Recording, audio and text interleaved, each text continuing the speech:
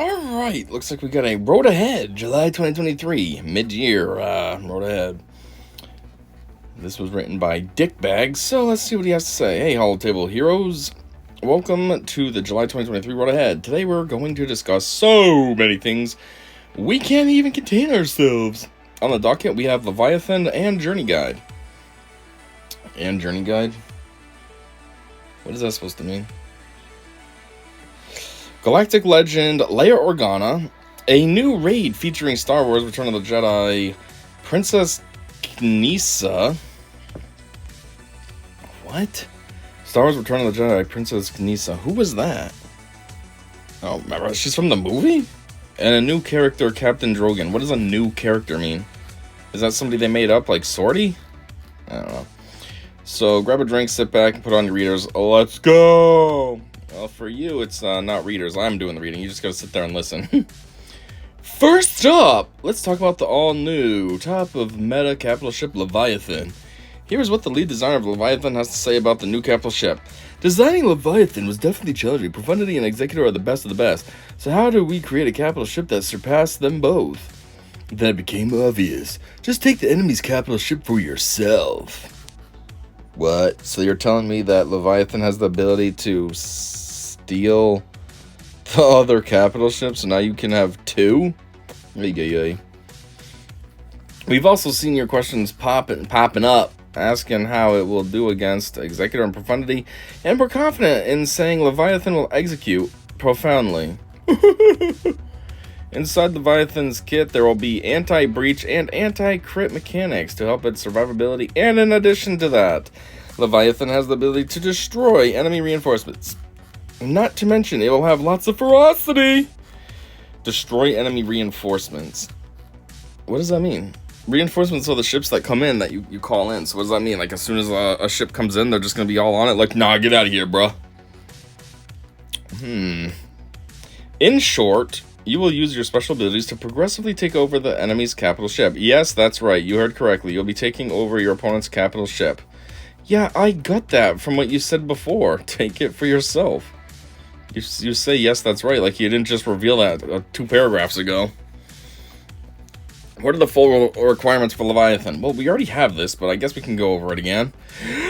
R9 Darth Revan, R9 Darth Malak, that's annoying. R7, well, 2 R9s is what's annoying, I mean. R7 Sith Empire Trooper, R7 Sith Trooper, R7 Darth Maul, R7 HK-47, R7 Bastilla, good Bastilla. R5 Sith Assassin, R5 Sortie, and then 7-star all of these. Fury Class Interceptor, Mark 6 Interceptor TIE Dagger, B-28 Extinction Class Bomber, Scimitar Sith Fighter, and Ebon Hawk. Unlocking the event will require ships at 4 stars, but in order to earn enough shards to unlock Leviathan, you need the ships at 7-star. That's one thing that's good about ships not having too much advancement.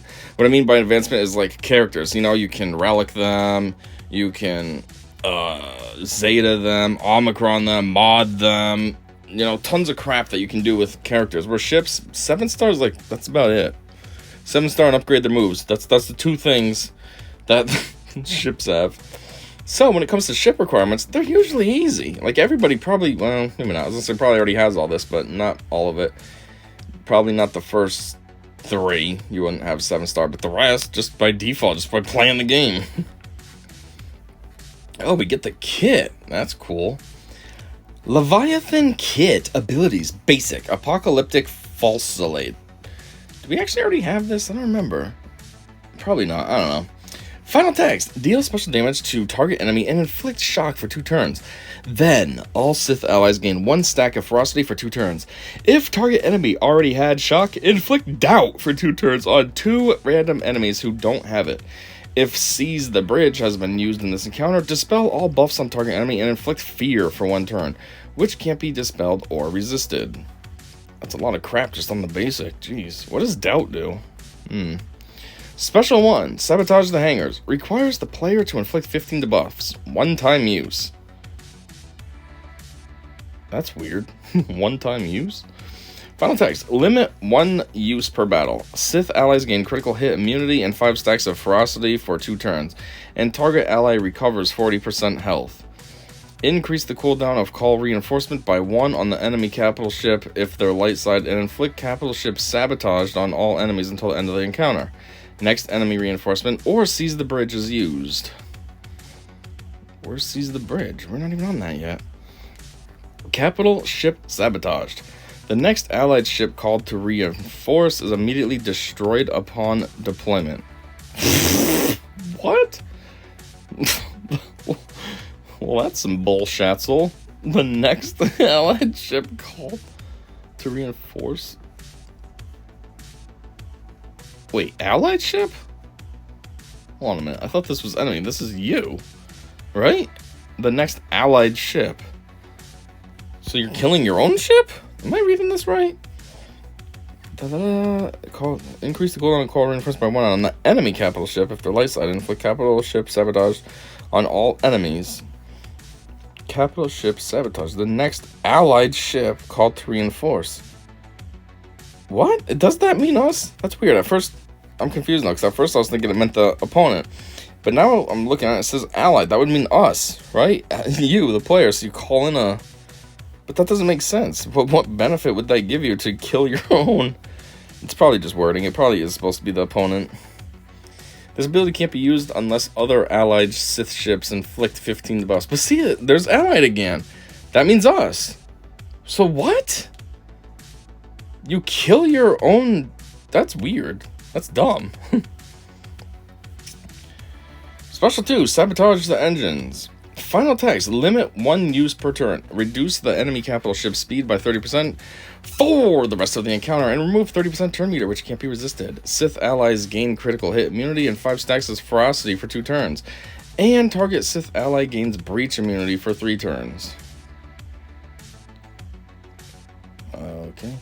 All this stuff means nothing to me. I don't really know what breach does. I don't know what ferocity does. So I'm reading this and it's like, okay. Special 3, seize the bridge. Can only be used if both Special 1 and Special 2 is used. 1-time use, 5-turn cooldown. What? So in order to do Special 3, you have to do Special 1 and 2. Okay. You have to sabotage your engines and sabotage the hangars. And then you can seize the bridge. And then it says 1-time use, 5-turn cooldown. So this is another one that you can only use once. Final text, limit 1 use per battle. Take control of the enemy capital ship, reset its cooldowns, and grant it a bonus turn. While controlled, you can't use call reinforcement, and the cooldown of the ultimate ability is set to max at the start of each turn. So you can't use the ultimate, because it says set to match at the start of each turn.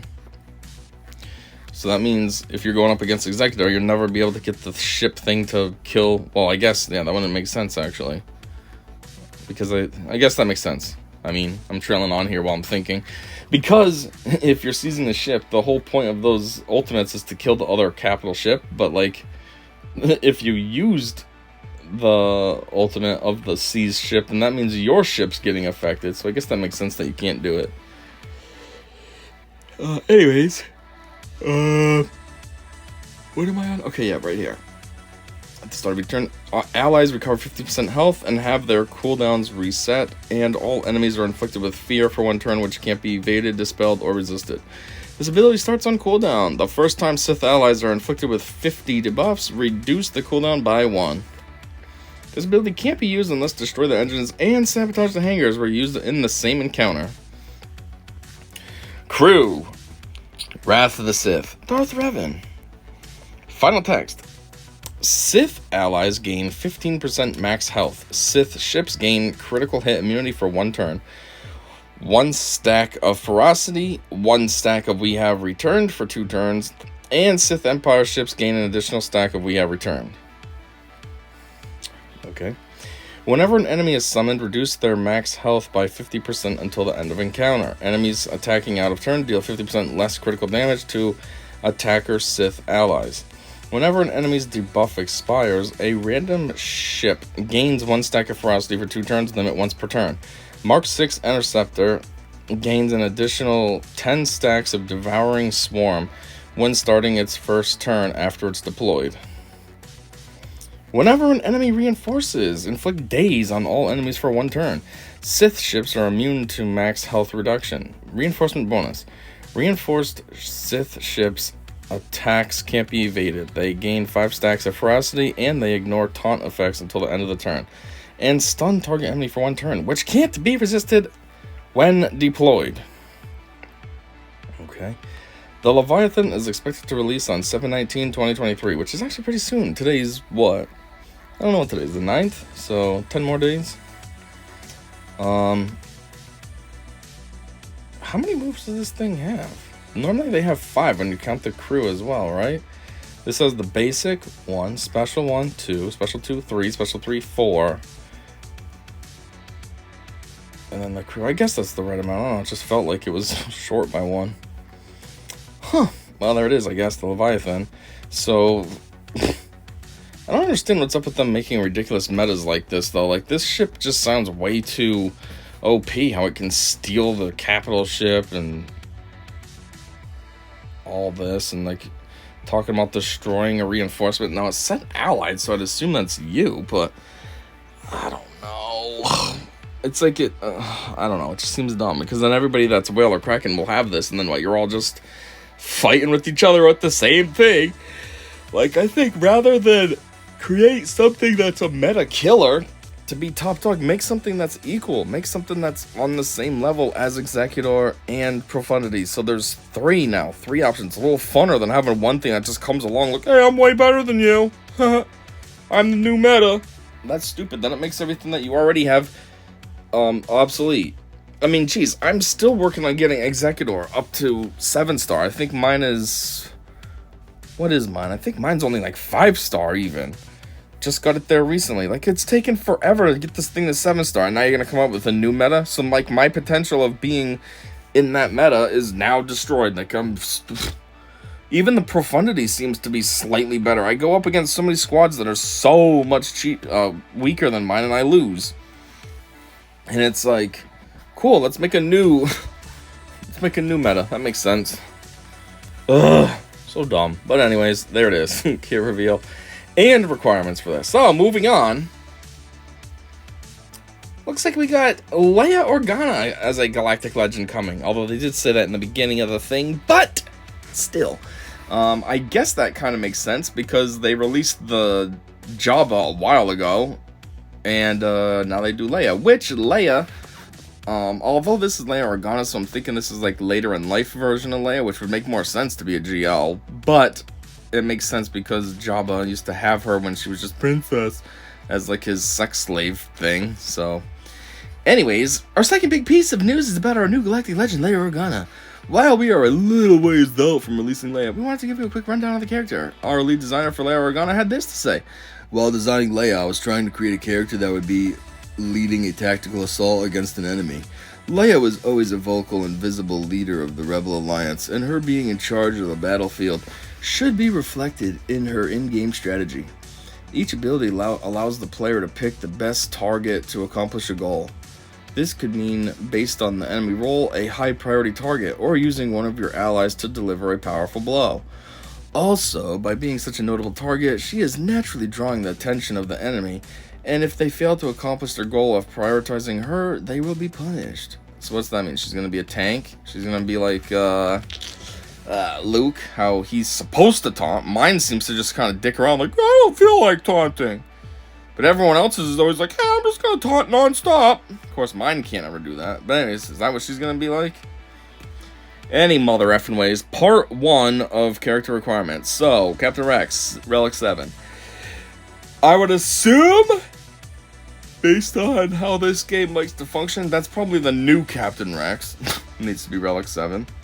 Wicket, Relic 3. Lando, Relic 5. Which you might already have because of... oh, God. Who required this? It was Luke, right? One of the Lukes. You needed to have Lando Relic 5. And Akbar Relic 3.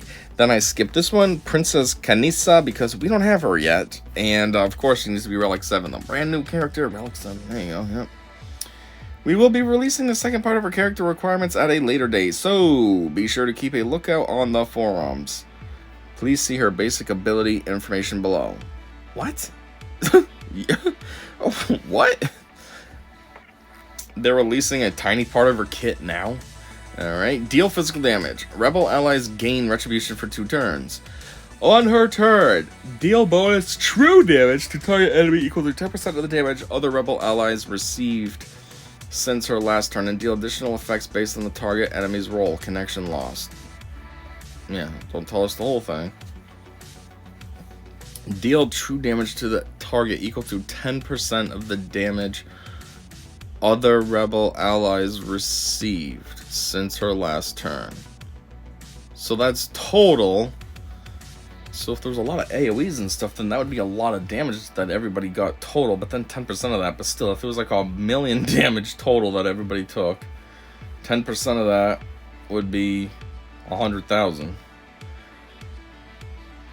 I don't know. Maybe that's okay.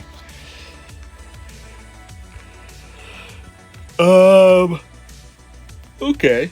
GL Leia event and Return of the Jedi raid. But wait, there's more. That makes me think of the Sean Wayans GIF thing that everybody's always referencing. That's right, we wanted to give you a sneak peek at the upcoming new raid. Without further ado, we're going to some thoughts from our lead game designer. As promised, we are looking to bring a brand new featured raid to Star Wars Galaxy of Heroes after the release of Galactic Legend Leia Organa. This is because she will be a featured player in the raid, much like Jabba the Hutt was for the Crate Dragon Hunt. What? Crate Dragon Hunt. Jabba? He's important in that? Am I confused here? I'm thinking of the new raid.